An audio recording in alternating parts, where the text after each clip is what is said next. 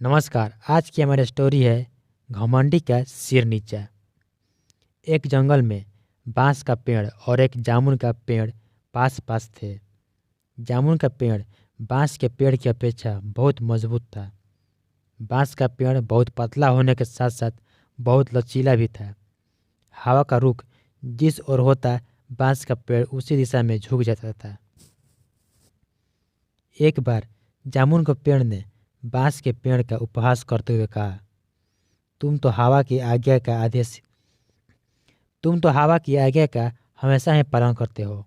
हवा की गति और दिशा के अनुसार ही हमेशा हिलते डुलते हो। मेरी तरह शान से सीधे क्यों नहीं खड़े होते?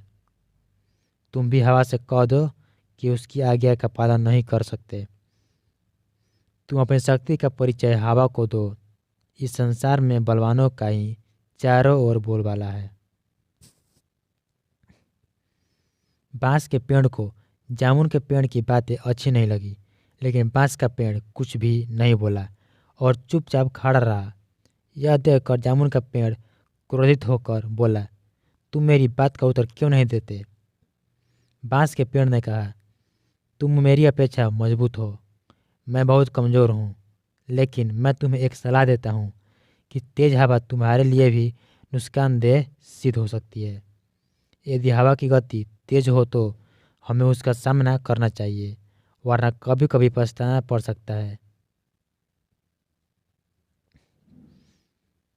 यदि हवा की गति तेज हो तो हमें उसका सम्मान करना चाहिए, वरना कभी कभी पछताना पड़ सकता है।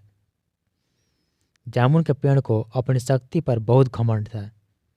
वह बांस के पेड़ से क्रोधित होकर बोला, तेज हवा भी मेरा कुछ नहीं बिगाड़ सकती। मेरी इस बात को हमेशा याद रखना। धीरे धीरे चलती हुई हवा ने बांस के पेड़ और जामुन के पेड़ के बीच होने वाली सभी बातों को सुन लिया। हवा तेज गति से जामुन के पेड़ से टकराकर आगे निकल गई। थोड़ी देर बाद हवा ने अपने अंदर कुछ शक्ति और समेटी और अपने को और भी गतिशाली बना लिया। अब हवा एक तूफान के रूप में परिवर्तित हो गई। उस तेज हवा के टकराने से बांस का पेड़ लगभग पूरा झुक गया। वहीं हवा अब जामुन के पेड़ से दोबारा जाकर टकरा गई, लेकिन जामुन के पेड़ पर उस तेज हवा का कोई भी असर नहीं हुआ। वह उसी प्रकार पूर्ववत खड़ा रहा। कुछ देर बाद तूफानी हवा ने जामुन के पेड़ की जड़ों पर जोर से प्रहार करके उन्हें कमजोर कर दिया।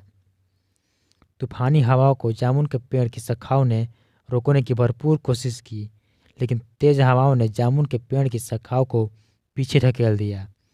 तेज हवाओं के कारण जामुन के पेड़ का संतुलन खो गया और जड़ों ने कमजोर होकर अपना स्थान छोड़ दिया। कुछ ही देर में वह जामुन का पेड़ जमीन पर गिर पड़ा।